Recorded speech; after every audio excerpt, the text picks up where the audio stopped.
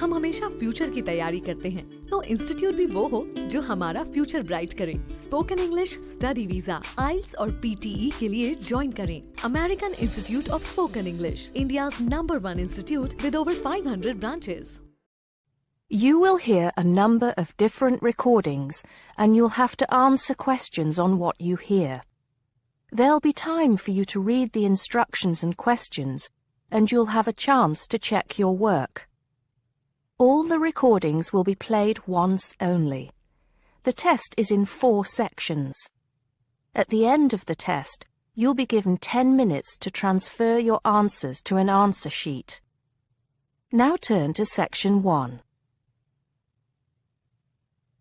Section 1. You'll hear a head teacher and a teacher discussing a school camping trip. First, you have some time to look at questions 1 to 5.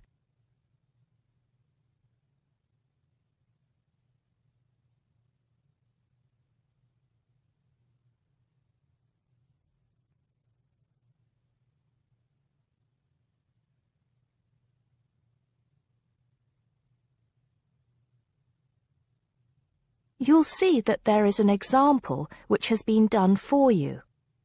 On this occasion only, the conversation relating to this will be played first. Good morning, Mr. Thompson. Can I speak to you for a moment? Of course, Jamie. Come in. Have a seat. I've just finished looking through the reports for this term. It looks like the pupils are doing very well. Mr. Thompson says he's just finished looking through the reports, so B has been circled. Now we shall begin. You should answer the questions as you listen because you will not hear the recording a second time. Listen carefully and answer questions 1 to 5. Good morning, Mr. Thompson. Can I speak to you for a moment? Of course, Jamie. Come in. Have a seat. I've just finished looking through the reports for this term. It looks like the pupils are doing very well. Yes, I think they are. It's all going fine. So, Jamie, what's on your mind? Well, I've been thinking about next month's camping trip, the one for Year 10. Yes, we've got it scheduled for the 23rd to the 26th, if I'm not mistaken. Actually, I think it's the 24th to the 27th. Let's just check. Oh, right. Yes, you're right. So... Well, I've been thinking about how we might possibly make this year's event even better than last year's. Not that last year's wasn't great, but... Suggestions for improvement are always welcome, Jamie. So, what have you been thinking about? Well, to tell the truth, I wasn't completely happy with the camp we used last year. It was rather small, and I didn't feel that the grounds were particularly well kept. Go on. I did some searching, and I think I found the perfect spot. It's called Shepton Meadows, and... Is that the campsite in the Lake District? No, actually it's just outside Carlisle. It's a huge site, and it's on a lovely lake, Lake Brant, I believe it's called. Half the site is forested, and the rest, the actual camping area, is grassy. For kids that rarely get to see anything more than concrete, it's ideal. And the facilities are amazing. There's a basketball court, a large pool, and a football pitch. There are well-marked trails through the forest for hiking, and the lake is there for swimming and other water sports. I believe there's even a lifeguard service. That sounds like it might suit our purposes perfectly. Did you happen to find out about availability and cost? Yes, as a matter of fact, I did. I called them yesterday evening, and there are plenty of spots available. And because we're a non-profit organisation, they said they would give me a reduction in the price. If I remember correctly, we paid £5 a head last year. Yes, per night, right? Yes, each child paid £10 for the 2 nights. Well, at this campsite, it's only £4 per night. And they told me that if we had over 50 children, which we do, they could give us a further 10% off. That's very reasonable, isn't it? Well, from what you've told me, I think we should probably go ahead and book. Excellent. I'm sure the children will love it. I'm sure they will. Before you hear the rest of the conversation, you have some time to look at questions 6 to 10.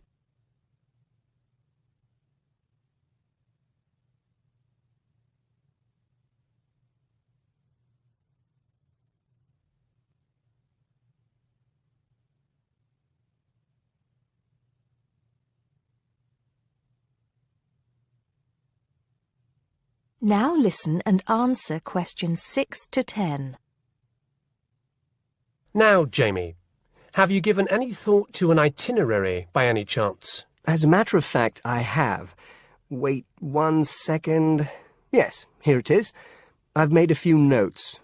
Okay, so, now, these are just ideas, of course. Yes, go on. Let's hear what you've got. Right. We time it so that we arrive at the camp around 7 on Friday evening. It'll still be light then, and we'll have plenty of time to set up camp and get ourselves settled in. At 8, we could have a barbecue, you know, hamburgers and hot dogs, something that's nice and easy to prepare. And that children love. Yes.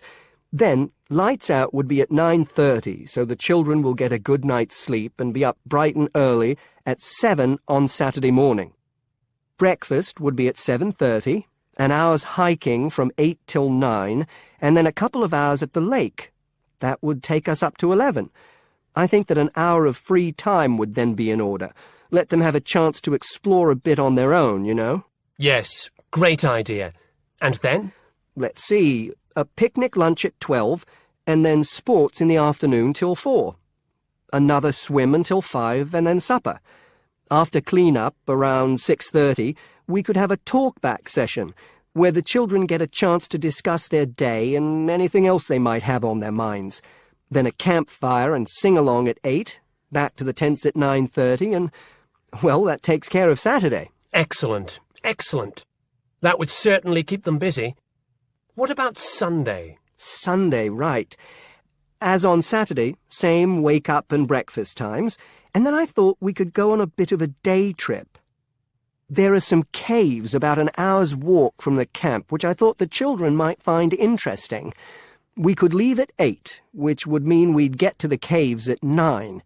They could explore for a couple of hours, and we'd head back at 11. 12 o'clock would see us back at the meadows. An hour's swim, and then lunch at 1. Then we could have organised games in the afternoon until supper at 5. It would take us an hour to clean up our sites and pack up. We'd be on the buses at 6 and all set to head back into the city. Well now, you've certainly put a lot of thought into this, Jamie, and it's paid off. I think it sounds wonderful. I can't think of a thing that needs to be changed. Let's go for it. Brilliant. I'll get the itinerary printed up and put it up on the notice board this afternoon. That is the end of section 1. You now have half a minute to check your answers.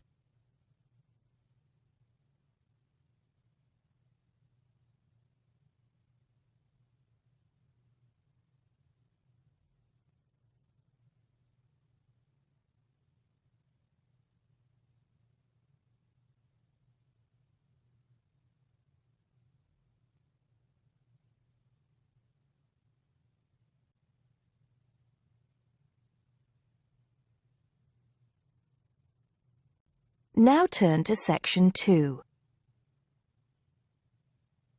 Section 2.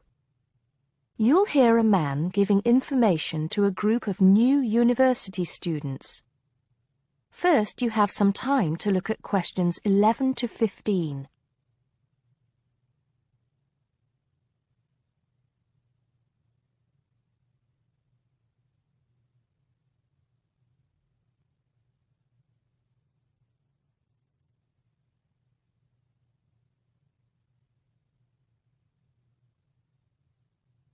Now listen carefully and answer questions 11 to 15.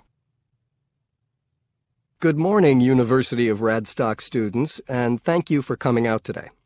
As some of you may already know, my name is Scott Barnes, and I am the director of the Student Services Office here at the university. I'm here today to give you some information about what Student Services has to offer you. To begin with, let me just say that I feel that our office will play an important role in the way that all of you will experience your time here at Radstock as students. Primarily, our center is geared towards providing answers to any questions you may have. Because all of our reception staff are currently enrolled as students at Radstock, we feel that we're in an excellent position to deal with any issues you may face during your time here at the university.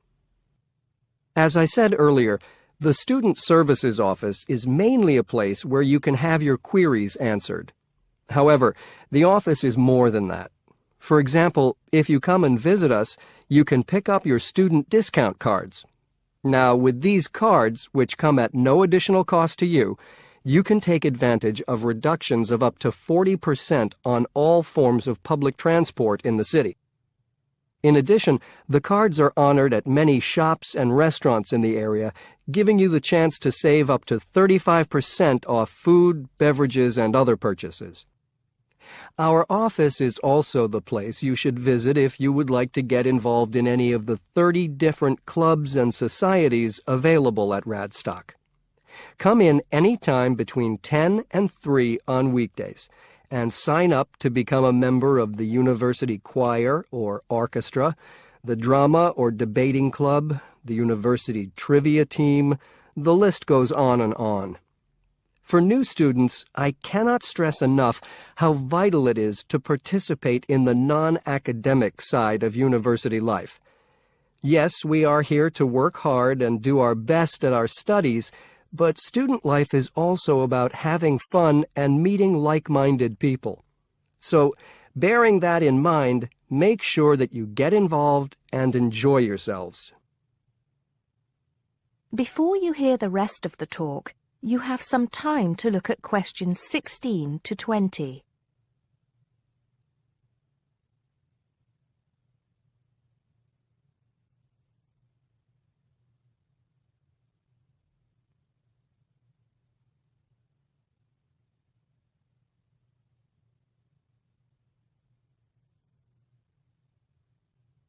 Now listen and answer questions 16 to 20.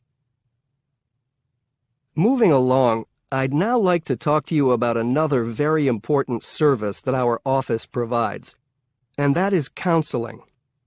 I'm sure that you are all well aware that there are times in life when things can go wrong and times can get tough.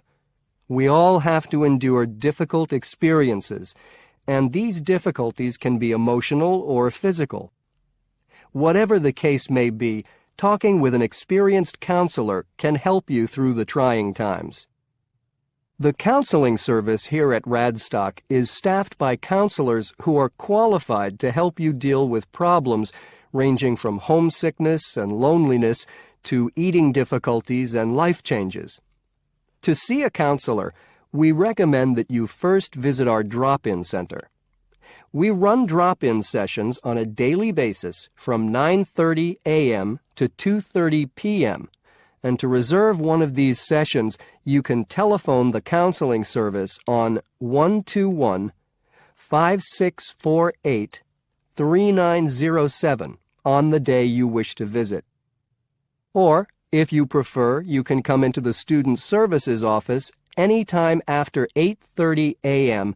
and complete a booking form. If it should happen that you need to cancel your appointment for the drop-in session, we would request that you contact the counseling service as soon as possible to let them know. Drop-in sessions can be as short as 20 minutes, but it's more usual for them to take about 45 minutes. During that time, you will be asked some questions to clarify your situation, and a decision will be made as to what further action, if any, should be taken. After your session, several things may happen. Firstly, you may be referred to one of the university's counselors for further counseling, which normally consists of another 8 sessions. Secondly, you may be asked to visit another source of help within the university. Or, finally, you may be referred to an external organization. Whatever course of action might be taken, You may rest assured that what goes on in these sessions is treated in strict confidence. I'd also like to mention that the counseling service runs numerous workshops on the campus every year. The focus of these workshops tends to be on personal development, and past topics have included motivation, self-identity, and impression management. There is no fee charged for these workshops, and if you require more information, feel free to contact us at stuser@acadia.co.uk. That is the end of Section 2. You now have half a minute to check your answers.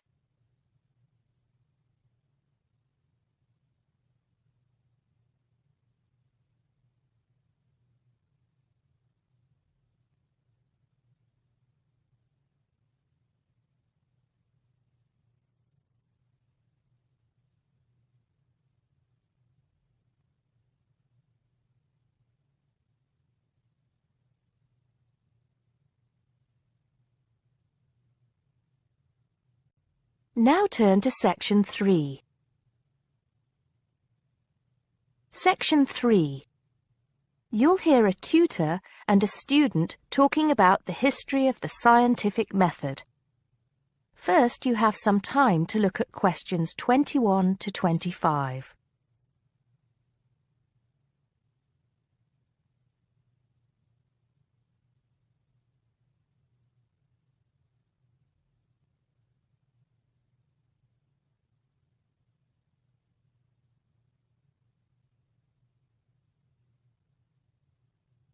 Now listen carefully and answer questions 21 to 25. Hello, Simon. Come in. Take a seat. Now, I wanted to talk to you about your assignment. Yes, the one on the scientific method. That's right. I just wanted to see how you were getting on. Well, I think it's fine. I mean, I haven't done a huge amount of work on it because I've been working on other things. But what I've read so far seems fine. How many of the references that I gave you have you managed to get hold of? Not too many, I'm afraid. It seems that everyone else is working on the same things at the same time. And every time I look, the books are checked out from the library. Right. Well, I think that we can go over the main ground together now. That way, even if you don't manage to go through all the references in detail, you'll still have an overview. What has helped you most so far? I've managed to have a look at 3 of them. I thought that Johnson made some good points, but it was hard to follow the line of her argument. Bradman was simple and straightforward, and I felt as if I got a lot out of that. I wish I could say the same for Whittaker. To be honest, I didn't get very far with that. Okay, that's more or less what I'd expect. So tell me, what have you learned so far about the role of the Egyptians and the Babylonians? Yes. Well, there's evidence that the basic components of the scientific method, examination, diagnosis, treatment, and prognosis, were being used in the early 1600s BC, especially in the treatment of certain illness. Good. Yes, that's right. And the point, of course, is that that represented a considerable advance over relatively simple, non-empirical approaches, which usually attributed anything unknown to the actions of the gods, etc. Of course, the Egyptians and Babylonians did this as well, but what we see emerging here is a willingness to base opinion on systematic study of the real world, which is at the root of the scientific method. I see. Right, yes. And then that reappears later. Yes, although don't get carried away with the idea that it was a simple process of development. By the time we get to ancient Greece, let's take the period towards the middle of the 5th century BC, the rules governing the scientific method were practiced on a widespread scale, but there were still many people who believed that real truth could only be acquired by pure rational thought. Plato, of course, had a great influence on the development of the scientific method during this period. Through his academy. That's right. But then, as we know, a great deal of understanding of the scientific method disappeared as the old world order collapsed. It wasn't until the Middle Ages, sometime before the 11th century, that several versions of the scientific method emerged from the medieval Muslim world, all of which stressed the importance of experimentation in science. Right. I think I've got the historical timeline. Before you hear the rest of the conversation, you have some time to look at questions 26 to 30.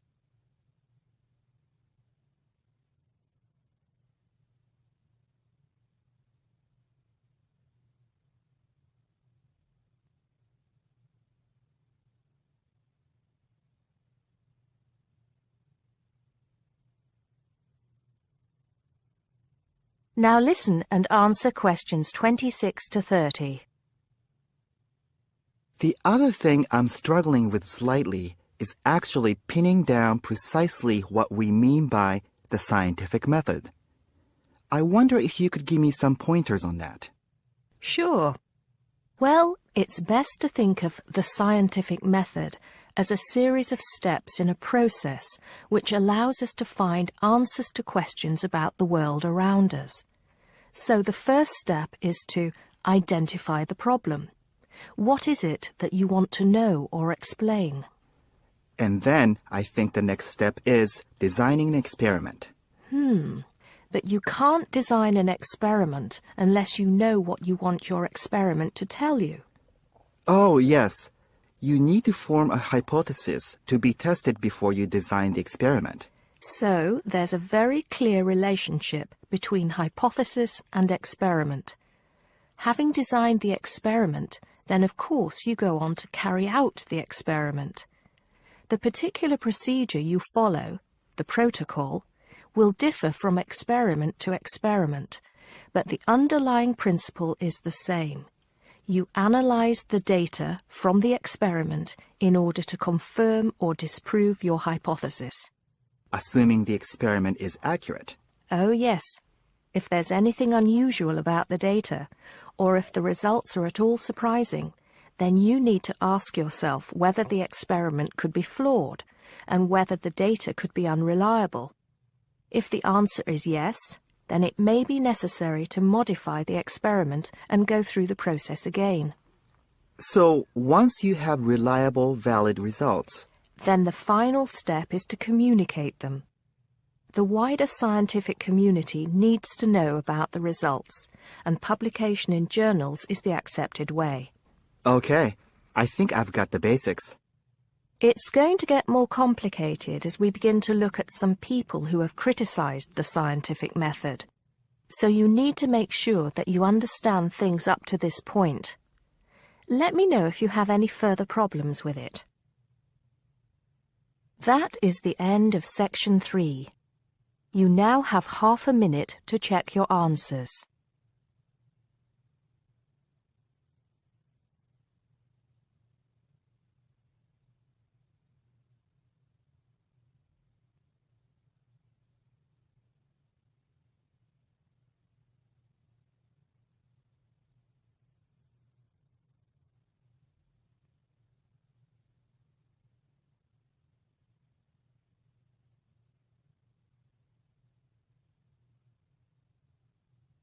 Now turn to Section 4. Section 4. You'll hear a teacher talking about several British art galleries. First, you have some time to look at questions 31 to 33.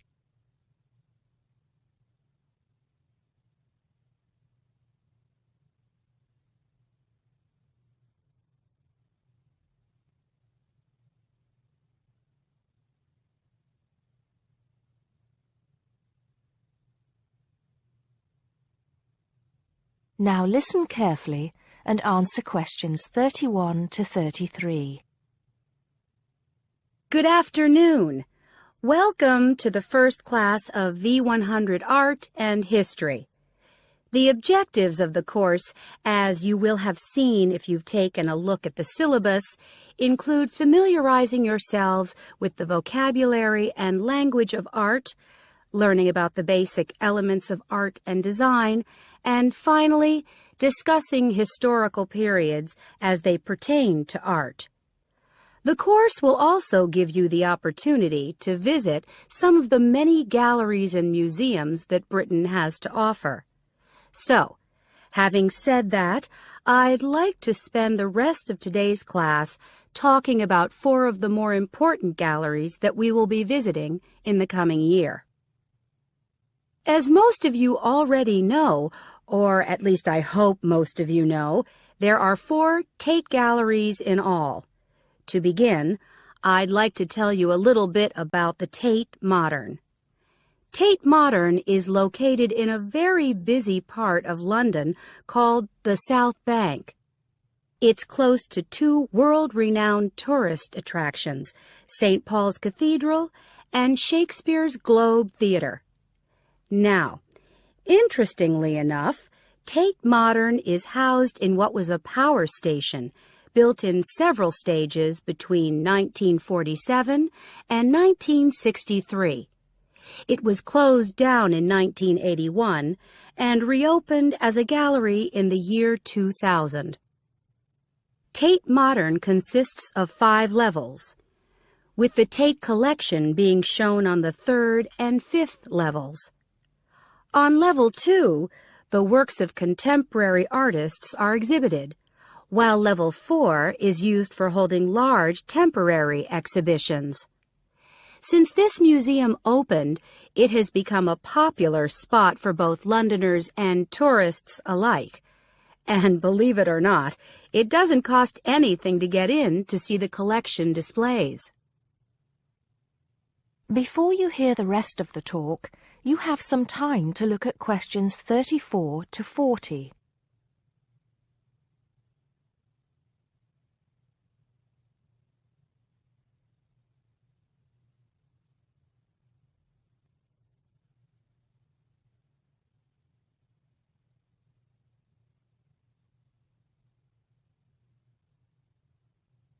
Now listen and answer questions 34 to 40.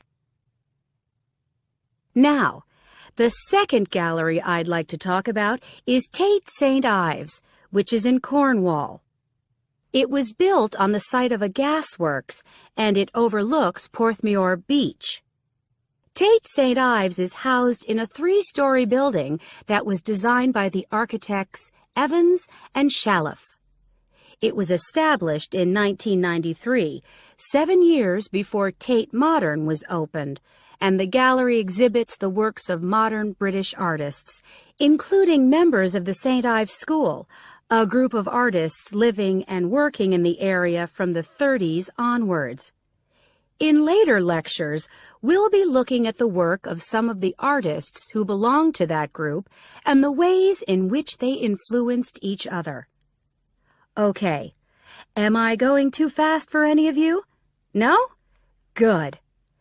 Next, I want to talk about Tate Britain, which is a gorgeous gallery situated right in the heart of Westminster. Tate Britain was the first of the 4 Tate galleries to open, and it was established in 1897. It was built on the site of an old prison, and when it first opened its doors, it was called the National Gallery of British Art. Later, it became known as the Tate Gallery, after the man who founded it, Sir Henry Tate. During its lifetime, Tate Britain has been damaged twice, once by floodwaters from the River Thames, and once by bombings during World War II. This gallery has an interesting range of exhibitions of historic and modern art from 1500 up to the present day. Now, the last gallery I'd like to tell you about is called Tate Liverpool. It's not hard to figure out where this gallery is located, is it? It was opened in 1988 to exhibit displays from the Tate collection, and it also has a program of temporary exhibitions. Tate Liverpool is housed in what was once a warehouse, and for some years it was one of the biggest galleries of modern and contemporary art in the UK. Well, that's a brief overview of just a few of the galleries we'll be visiting. I'd like now to look in a little more detail at what you can expect to see in each of these galleries, starting with Tate Britain. That is the end of section 4. You now have half a minute to check your answers.